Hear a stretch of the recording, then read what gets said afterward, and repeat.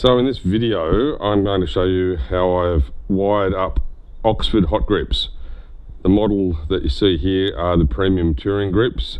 They are a little bit short for the Royal Enfield OEM grips. They're about 120 wide. The Royal Enfield ones are about 125 or 127 wide.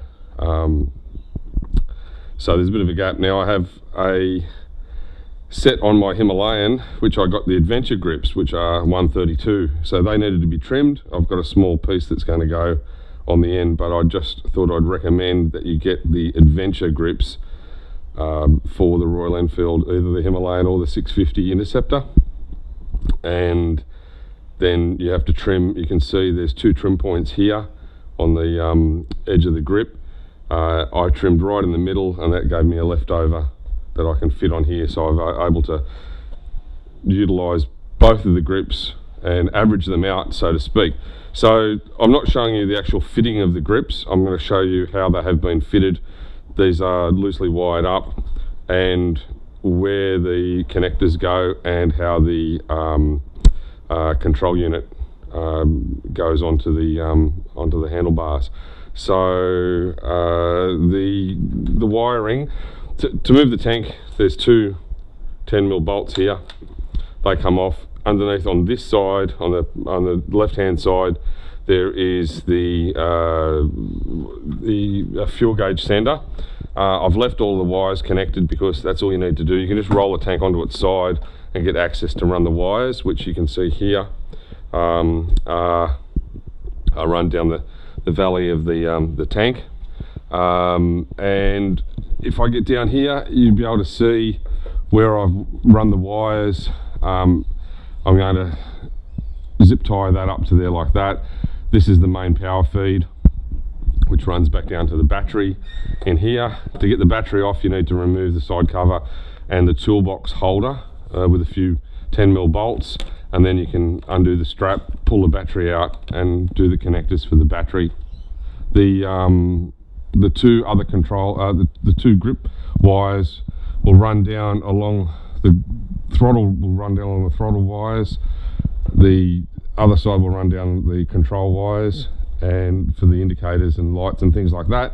And I've chosen, as I did with the Himalayan, I've chosen the triangular section in the top of the frame to put all the connectors, which is out of the way. You just got to make sure that they're out of the way of the tank mount rubbers, so they will be tied in like that. And then at this end, unfortunately, there's a inline fuse. On the Himalayan, I've put a 6-way fuse box with a bus bar and a isolator and all of that sort of stuff. That allows you then to cut these off, crimp on new eyelets, and then do it to the correct length. In this case, rather than have a whole bunch of wires up at this end that are stuffed up under the tank, I'm just going to loop these together and then feed them down to connect to the battery terminals. And that's basically it for the grips. There's no need to have a relay or an off switch. The grips come with a intelligent battery system, the smart battery monitor, which it may have, it's got the battery saving mode. So the intelligent controller measures activity on the charging system. So if it doesn't detect the alternator running, which it can detect that it's running at higher voltage than your standard battery, if the battery voltage stabilizes for a period of time, it switches off.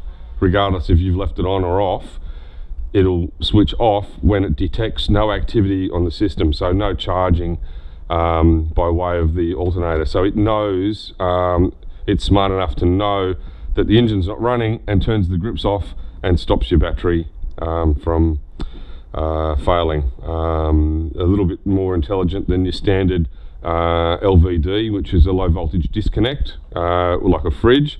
A fridge will wait until it gets to say 12 volts or 11.5 volts. By then your battery's under voltage anyway. For a point of view of a starting system with only one starting battery, you don't want it to get to 11.5 volts. So this monitors it a little bit more intelligently and decides that there's no charging happening.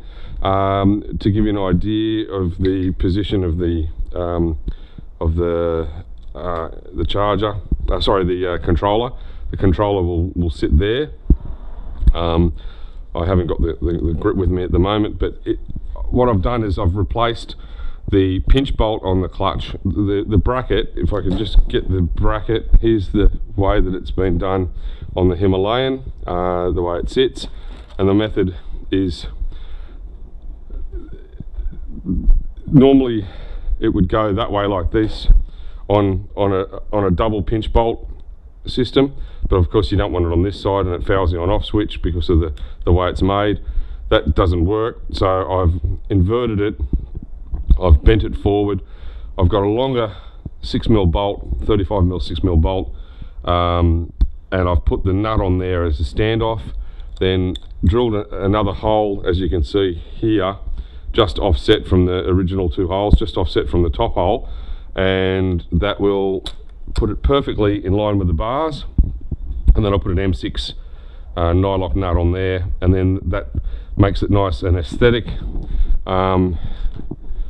which will sit like that, just like I have on the Himalayan. And then once it's in the position, I can bend it back a little bit and get it at the right angle.